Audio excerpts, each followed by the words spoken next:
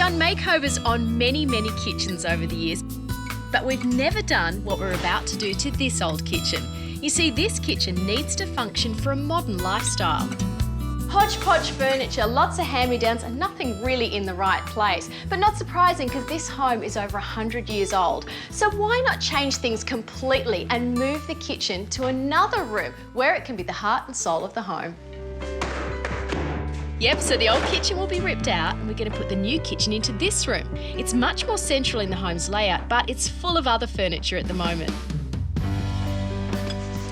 These days we really do love open plan kitchens. Not only are they a place to cook the food in, but it's a place where the whole family gathers for entertaining. Kids sit around with their laptops and technology. It really does make sense to move the kitchen from that little room at the back of the house right to the centre. Oh, easier than I thought. Oh, nice legs, too good to waste. Not your legs, table legs. The new kitchen layout is going to include an island bench with an oven and a long bench with storage cupboards along the wall. Where's the fridge? Well, there's a wonderful surprise in this old house and it's right near the new kitchen. An unexpected bonus of this old place? Take a look at this. An old store cupboard. I don't see why this couldn't be a butler's pantry. Now you're listening. So the butler's pantry will have heaps more storage, a bench with a prep sink, and there's even room for the fridge.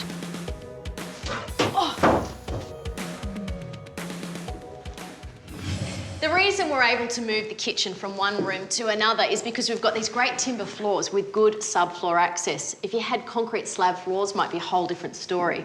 Now you want to make sure that there's plenty of room down there just to allow for a plumber and a sparky. So what I'm going to do is just send Scotty down there just to make sure, because I want to run some new pipes for taps and also an oven in the island bench. Down you go. Come on, I'll lower you in. Oh, lost his phone. Yeah, plenty of room. He's always trouble, that one. So now we've got the final go-ahead to relocate the kitchen. What do we want it to look like? Well, this house has a lot of character. It's rich in detail. The kitchen needs to work with the home's decorative style, but it needs to function as a modern kitchen. By painting this wall and also around the new butler's pantry, it actually draws your eye through and it just links the two spaces. So painting a room can make a huge difference, but removing paint, well, it can do the same thing. How lucky are we to have these original doors still in the room? And you know, the best thing is they're made of cedar. So under all of this orange paint, look at this woodwork. When you talk about luxurious, I think this really sets the tone for the kitchen. With Scotty and the boys prepping the butler's pantry, I can make a start on building the carcasses for the main kitchen. Now, just because these are off the shelf doesn't mean we can't get a custom look with a few clever mods later on.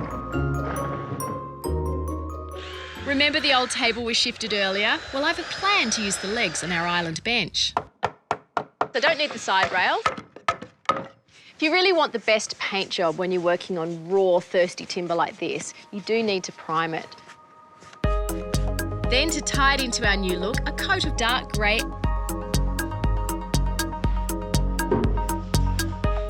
So the flat packs for the cupboards along the wall have all been made up and now can be installed. Flat pack wall cabinets come in standard sizes, so if you're lucky enough like we are to have all of this excess headroom up above, you can actually take advantage of it by doing a second run of cabinets. Now obviously there are going to be lots of doors going on here, but I've got a really neat way to give them a seamless look. Well, now that all the wall cabinetry is in, Coming out, Scott. the plumber and electrician can rough in the pipes and cables for the new island bench.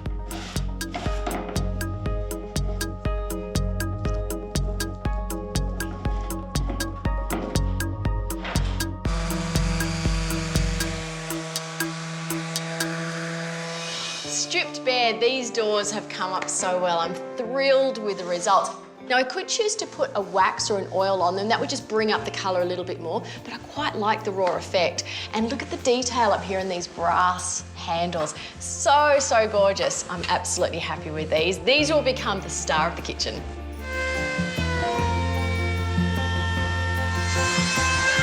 Great job. Thanks, Scotty. Welcome. He's awesome, isn't he? What Scott's actually made here is the frame for our island bench. Down this end, we're using the legs that we upcycled from our old kitchen table. They'll go in here. Now down the other end is where we'll place some cabinets, as well as the oven. So this will be food prep cooking area, and this area is for the family to eat. All the wiring and pipes for the new services are now in. We've even had the Sparky lower the chandeliers. So now we can get that island bench in.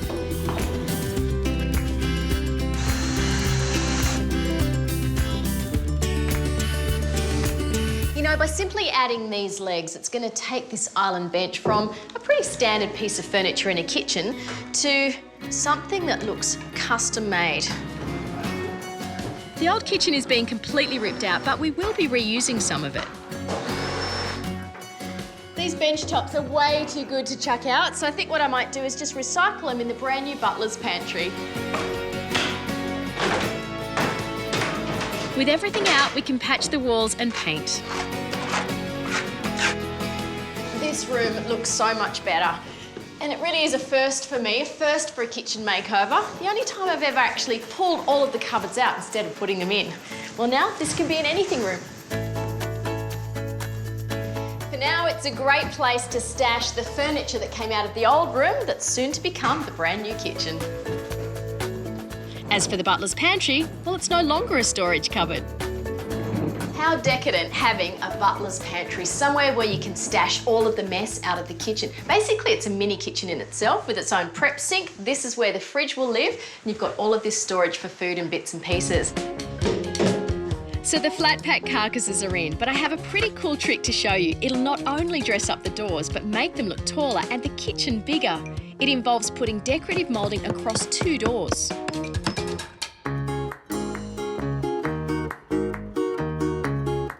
Using a handsaw like this is going to separate the 2 doors. Just got to be careful to make sure you use the saw in the gap here. Ta-da! 2 doors. Very fancy ones at that.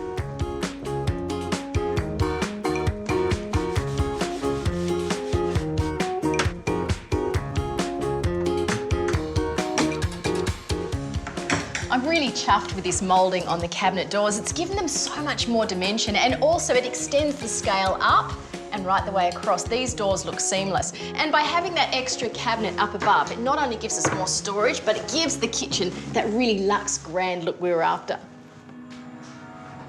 In a high-end luxury kitchen, marble really is a must, but you know, there is a much better alternative. These days you can go for an engineered stone with a marbled look like this. It's harder wearing, more affordable, and it resists stains. And you know the best news? You can get it from Bunnings.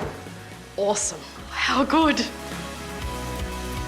To provide contrast, I've opted for black cupboards under the island bench. It adds a sharp modern touch.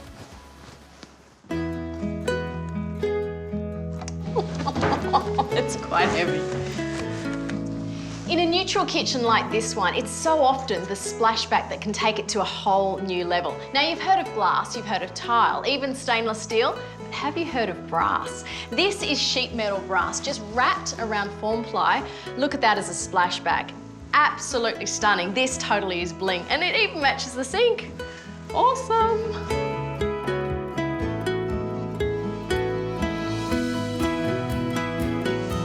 When you're planning a brand new kitchen, it's really important, if you can, to try to introduce just a few different textures just to mix it up a little. Obviously here we've got this very smooth engineered stone bench top and the smooth splashback. So by having these shelves made of this lovely recycled timber, it's introduced a warm element and makes this a real focal point. And the other benefit of having timber here is it ties in perfectly with the existing timber doors.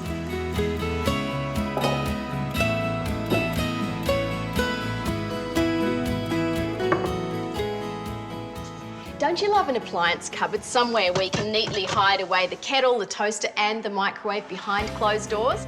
And the Butler's pantry, well, it does a great job of keeping the work area behind closed doors. This house may be over 100 years old, but this kitchen, it is completely on trend and of the moment. Yes, it's luxury, but I think the real luxury is that we've been able to move it from the back of the house right into the heart of the home. This is where all the cooking and entertaining will be done. And with the IT hub, it's also where the entire family can live. And why wouldn't you want to live in here? I think it's absolutely spectacular. In fact, I'm even going to go so far as to say that I think this is the best kitchen makeover we've ever done on the show.